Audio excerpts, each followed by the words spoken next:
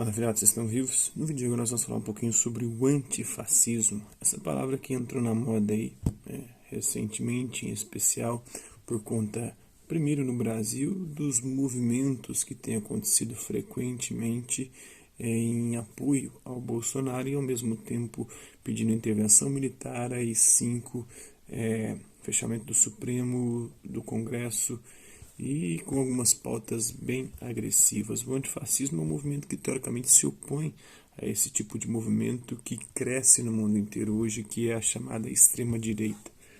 Mas o antifascismo teoricamente deveria se retratar ou falar ou se remeter ao fascismo histórico, aquele que aconteceu em especial na Itália, de Mussolini, e teve influências também em outros países, como na Espanha com Franco, em Portugal com Salazar e vários outros lugares do mundo. Teve influência também sobre o nazismo de Hitler, até sobre também a atuação do próprio Stalin na União Soviética, no comunismo. Teve influência também até no Brasil. No Brasil com Getúlio Vargas, na Argentina com o Perón, Então vamos conhecer um pouquinho desse movimento. O antifascismo é toda a filosofia, teoria ou prática ativista cívica ou política que se opõe ao fascismo.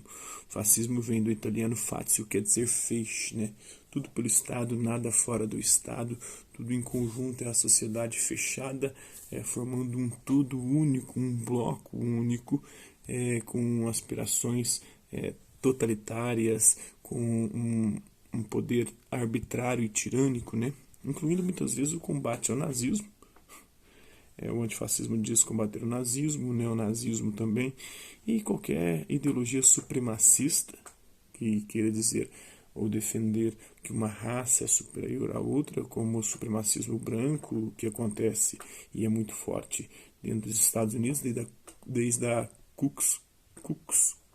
Klux Klan.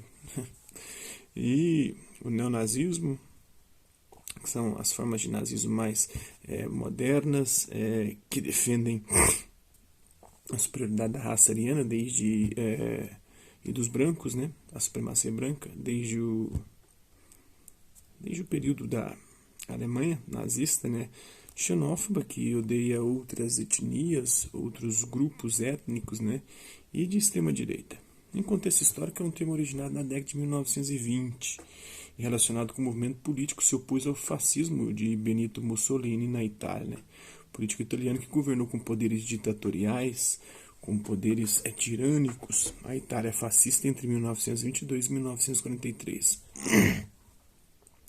No período entre guerras até a Segunda Guerra Mundial. Então, definição do termo. A palavra antifascista é composta pelo termo fascista, mais o prefixo anti, quer dizer contra, que significa estar contra.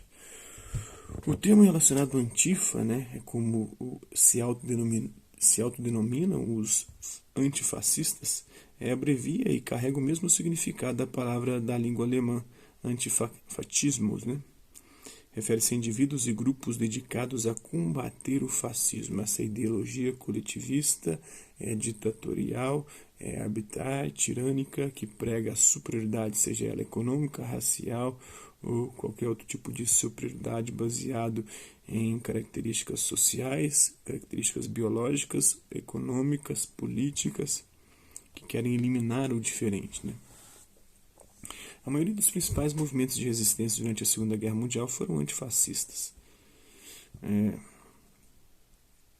Hoje o termo é utilizado para referir a alguém que se opõe ao fascismo de forma geral, mas esse termo ele foi tão banalizado que tem perdido seu sentido. Qualquer pessoa agora é fascista, mesmo quem não defende o fascismo, nenhum tipo de supremacia, nenhum tipo de governo ditatorial, nenhum tipo de superioridade, tanto sob a forma de militância ativa de um partido político ou movimento cuja ideologia é oposta ao fascismo, como por exemplo o liberalismo. Tem gente que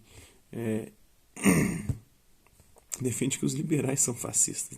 O anarquismo é uma ideologia política que não quer nenhum tipo de poder. Aí tem os anarcapitalistas, muita gente chama os anarcapitalistas, os antifascistas atuais, chama anarcapitalistas, liberais, tudo de fascista, né? O social-democrata, aquele que quer um estado de bem-estar social. Toda essa galera aí tem os antifascistas brasileiros e do mundo atual, chama eles de fascistas, né? Como a social-democracia do PSDB, os anarcapitalistas liberais de internet, né? São todos eles chamados de fascistas pela esquerda antifascista. Então, se todo mundo é fascista, ninguém é fascista, né? Tem que ter uma delimitação bem precisa do termo, porque senão algo que você não consegue definir e delimitar, você acaba generalizando de tal forma que até você entra no meio. Até os antifascistas acabam se tornando fascistas, né? Ou de forma passiva, simplesmente tendo opiniões políticas que consideram que o fascismo é um regime errado. Geralmente é a esquerda, pelo menos aqui no Brasil, que critica o fascismo, né? O movimento tem perdido combatividade desde a Segunda Guerra Mundial, quando ele fez um pacto social conciliativo com os governos instituídos desde então. Desde aquela época ele já... Porque ele tem características, esse movimento, todo movimento coletivista, ele tem características totalitárias, absolutistas, arbitrárias, tirânicas, e não aceita diferença, divergência. Eles elegem um inimigo, idealizam aquele inimigo, fazem o espantalho dele, muitas vezes matam gente que parece com o espantalho, mas não é o espantalho, ou não tem nada a ver com aquilo, né? Começa perseguindo inimigos e no final das contas já estão perseguindo até as próprias fileiras e persegue muitas vezes inocentes, né? Vamos conhecer um pouquinho do antifascismo pelo mundo. Nas Américas, no Brasil, imigrantes de origem alemã e italiana mobilizaram-se para enfrentar o nazifascismo no Brasil ao longo do período entre guerras. O movimento ativo porém de curta existência, criado no país, foi o Freie Deutschland Bewegung, movimento dos alemães livres, e foi extinto em 1943. Então, eles lutaram basicamente contra o populismo e as tendências fascistas do governo de Getúlio Vargas. Inclusive, usou muitas políticas fascistas aqui no Brasil, inclusive também a nossa própria legislação trabalhista é baseada na Carta del Lavoro do Mussolini, né? Nos Estados Unidos existiram entidades e indivíduos fascistas nos Estados Unidos na década de 1930, como o Friends of New Germany, o German American Band, a Ku Klux Klan, né? E Charles Congley. Expatriados italianos antifascistas nos Estados Unidos fundaram a Mazzini Society em Northampton, em Massachusetts, em setembro de 1939, para trabalhar no sentido de acabar com o domínio fascista na Itália. Refugiados políticos do regime de Mussolini discordavam entre si se deveriam aliar-se a comunistas e anarquistas ou excluí-los. A Mazzini Society se uniu a outros expatriados italianos antifascistas nas Américas numa conferência em Montevidéu, no Uruguai, em 1942. Promoveram sem sucesso que um de seus membros, Carlos Força, se tornasse o líder pós-fascista de uma Itália republicana. A Mazzini Society se dispersou após a queda de Mussolini, quando a maioria dos seus membros retornou à Itália. Na Europa e na Alemanha havia diversos grupos militantes e paramilitares antinazistas. Estes incluíam o Reichenbanner, Schwarz-Rot-Gold, dominado pelos social-democratas, formado em fevereiro de 1924, a Organização Paramilitar Comunista RFB, Roter Front Kampfverbund, formado no verão de 1924, e o comunista Kampfbund gegen den Faschismus, Aliança da Luta contra o Fascismo, formada em 1930. A Roter Front foi uma organização paramilitar afiliada ao Partido Comunista da Alemanha que se envolvia em brigas de rua com a milícia nazista da SA, né? Sturmbannbefehlung. Seu primeiro líder foi Ernst Thälmann, que mais tarde morreria num campo de concentração nazista e seria grandemente homenageado na Alemanha Oriental como um antifascista e socialista.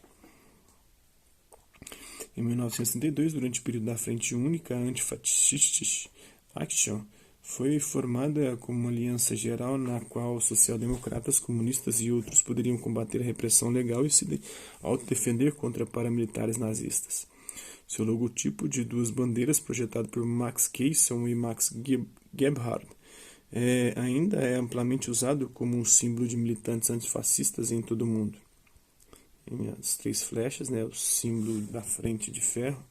Tem o logotipo da Anti-Fascist Action, né, que foi que mais se tornou popular agora, depois dos movimentos aqui no Brasil, contra a galera bolsonarista, e também nos Estados Unidos, por conta da atuação dos movimentos negros contra o racismo e o preconceito, depois da morte do o Floyd, né? Logotipo aqui que ficou famoso. Anti-Fascist Action, né? Tem a bandeira Justiça e Libertà também, do movimento de resistência antifascista italiano. Na Itália, o regime usou o termo antifascista para descrever seus adversários, né?